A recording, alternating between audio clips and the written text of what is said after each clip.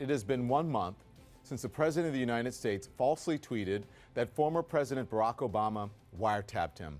1 month later, the White House and the President are still trying to make a lie true. And they're using the President's Twitter account, the White House press briefing podium, and right-wing media to do it. Today, it's a claim that President Obama's former National Security Advisor, Susan Rice, unmasked the names of Trump associates. We will talk about that in detail in just a moment on this very program. And last week, it was a debunked talking point that former Obama administration official Evelyn Farkas admitted spying on the Trump team. She did no such thing. The week before that, it was Representative Devin Nunes' clumsy effort to give the president cover for wiretapping claims. The president said he was vindicated by Nunes. He was not. The Washington Post today calls the latest claims about Susan Rice anatomy of a fake scandal ginned up by right-wing media and Trump. So let us be very clear about this. There is no evidence whatsoever that the Trump team surveilled or was spied on illegally. There is no evidence that backs up the president's original claim. And on this program tonight, we will not insult your intelligence by pretending otherwise, nor will we aid and abet the people who are trying to misinform you, the American people, by creating a diversion. Not going to do it. I want to tell you that we're learning tonight that President Trump spoke briefly with President Vladimir Putin today to express his sympathies to the Russian people in the wake of a terror attack in St. Petersburg. I want to bring in now Michael Isikoff. He's the chief investigative correspondent for Yahoo News, former CIA analyst Neda Bakos, CNN's Jim Sciutto, and the Washington Post Adam Intos. I'm so glad to have all of you on this evening.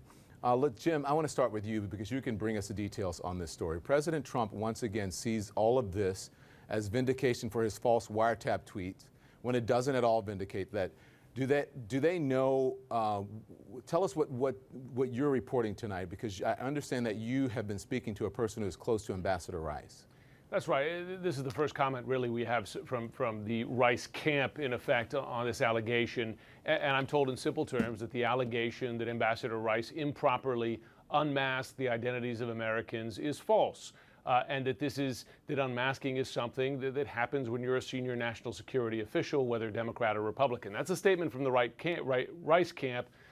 Leave that as it be, because I also spoke with former senior U.S. intelligence officials who served both Republican and Democratic administrations, and they say consistently a couple of things. One, unmasking identities in certain circumstances is not unusual, and it's not illegal. Why would you do it? You would do it to get more background on an intelligence report that your briefer brings you.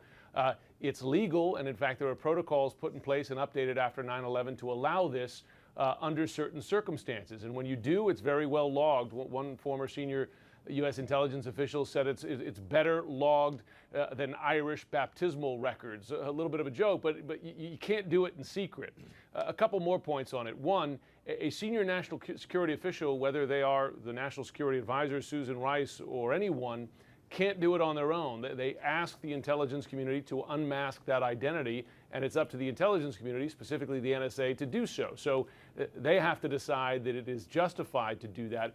And finally, how broadly is that information shared, Don? I'm told that when an identity is unmasked, it is between the briefer and that senior national security official. It is not put in a memo, it's not tweeted out, it's not put on the whitehouse.gov website, right? It's between them. Now, there are open questions here. That official could, of course, share that information more broadly within the administration. We don't know what happened in this case. We also don't know what justification was used to unmask in these particular cases. But at least on the issue of unmasking by itself is not leaking.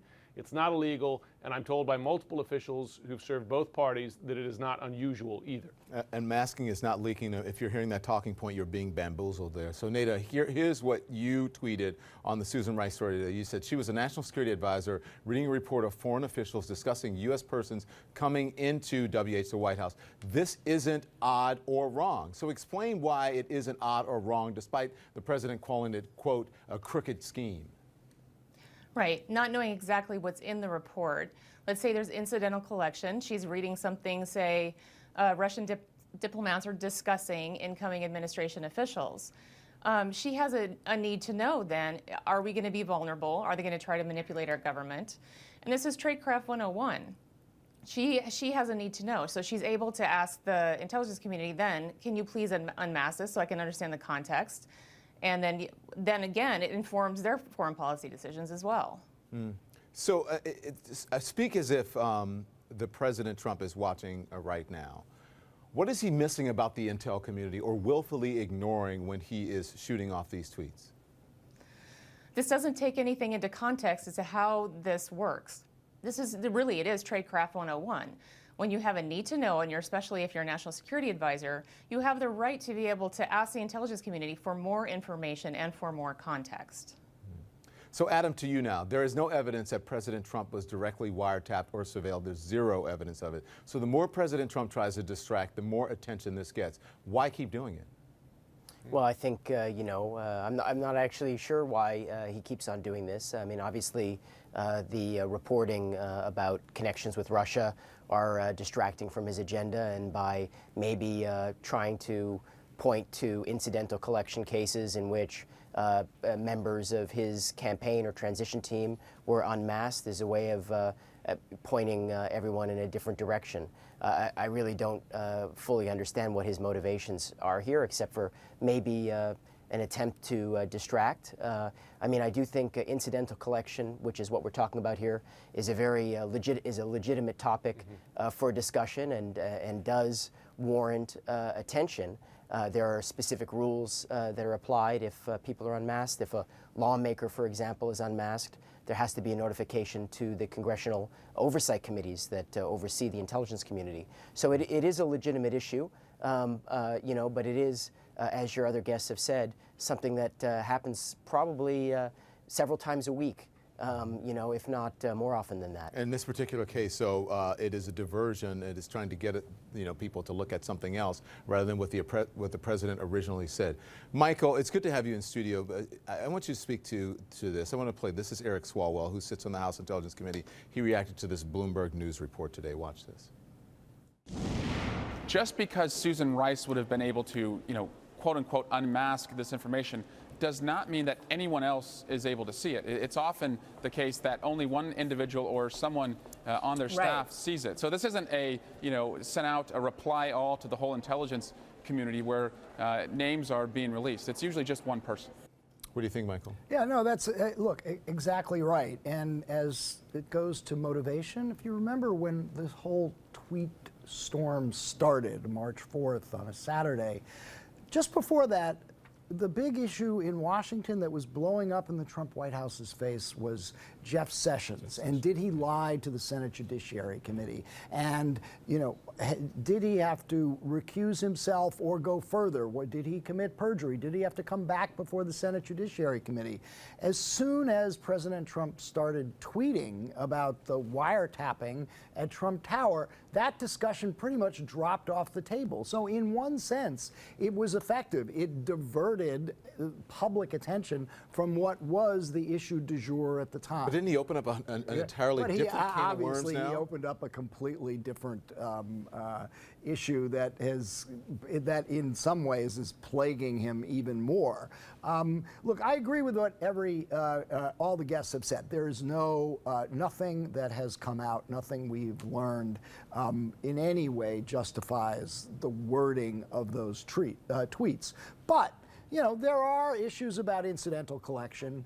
That was a big issue for civil libertarians in the wake of the Snowden disclosures, that Americans' conversations were being scooped up by the intelligence community, by the NSA, and were being incidentally collected, and what was the procedures by which those were guarded. And we do know in at least one instance, Mike Flynn, it did get publicly disclosed. His conversations with Kislyak became public. Now, that is potentially problematic. It doesn't mean that it isn't worth knowing that Flynn had these conversations. There was good reasons for the Obama White House to want to know if Flynn was undercutting the sanctions that they had just imposed on the Russian government as a result of the hack. But to be a stickler about the rules, it was probably not okay under the rules and perhaps even under the law for that name to be leaked to the public. But to say they know where that name came from and to connect it to the former national security advisor, it's just... No, that's a leap that goes beyond the available evidence. Yeah.